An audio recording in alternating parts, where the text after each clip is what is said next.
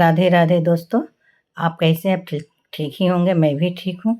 छठ का इतवार में किए थे, उनके लिए मैं प्रसाद बना रही हूँ। क्योंकि पहले मैं गेहूँ धोए हैं, गेहूँ को सुखवाए हैं, सुखाने के बाद मैं पीसी हूँ अपने चक्की में। पीसने के बाद मैं ठेकुआ पका रही हूँ, क्योंकि छठ करने के बाद इतवार भी किया जाता है। क्योंकि छठ बड़ी है, इतवार इतवार जो किए हैं वो छोटी हैं, इसलिए किया जाता है। और मैं आम भी छील रही हूँ, क्योंकि इसमें आम का गुरामा बनता है।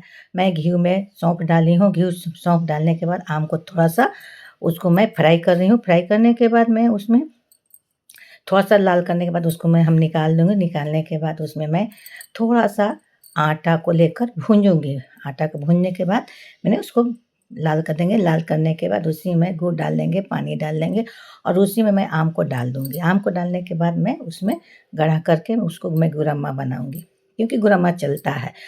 छठ में चलता है खीर और इसमें चलता है गुरम्मा, और दोस्ती रोटी भी चलता है। मैं दोस्ती रोटी बनाऊँगी, क्योंकि लकड़ी का मट्टी का चूल्हा है और लकड़ी पे मैं बना रही हूँ, क्योंकि छठ का इतवार होता है। और जो मैं यहाँ पर मैं फल जो सीज़न के अनुसार फल मिलता है, मैं वहाँ से फल को लाई हूँ। अच्छी तरह से साफ़ करके धो के साफ़-उफ़ करके मैं ओ छठ के दिन होता है तो मैं उसमें शुभ का अर्घ दिया जाता है, और इतवार होता है तो उसमें पीतल के थाली में अर्घ दिया जाता है। तो मैं हर एक फल को धोने के बाद उसके बाद सब में सिंदूर का टिक्का लगाकर मैं सब फल को मैं थाली में सजा रही हूँ। ठेकुआ है, ठेकुआ में भी सिंदूर लगाकर मैं हर एक फल में भी लगाकर मैं सिंदूर और उसको मैं अच्छी तरह से सजा रही हूँ।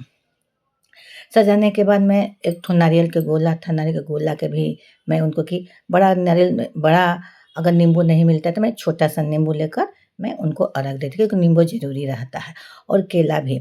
तो हर एक सीज़न के थे फल, और उसके बाद मैं उसमें कचवनिया भी बनाए हैं, तो कचवनिया के भी टीका लगाकर सिंदूर का उसमें अच्छी तरह से सजा रही हूँ, क्योंकि कचवनिया ज़रूर रहता है।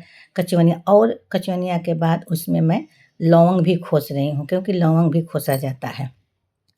लौंग खोस रही हूँ। खोसने के बाद उसमें मैं और एक पीला कपड़ा लेकर नया उन पर ओढ़ाकर मैं उनको अर्घ देंगे। अर्घ सजा दिए हैं।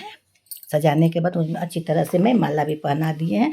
माला पहनाने के बाद मैं छत पर गई। बहुत गर्म था, 12 बज रहा था, और वहाँ पर पंडित जी आए थे, उसमें अर्घ हमको दिवा रहे थे, क्योंकि उद्यापन करना था। तो अर्घ में सब परिवार भी दे रहे थे, बेटी भी दे रही थी, और बहुत धूप भी था। मैं उनको अर्घ देने के बाद हवन भी करना पड़ता है, क्योंकि उद्यापन था। हवन किए, हवन करने के बाद बहुत धूप तो था ही, मगर हवन भी किए।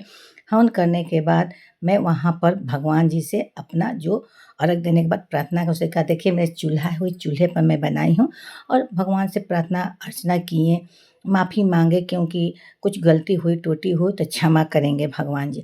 और वहाँ पर मैं यहाँ आने के बाद मैं प्रसाद ग्रहण करने लगी हूँ। और वीडियो अच्छी लगी तो लाइक शेयर कीजिएगा, कमेंट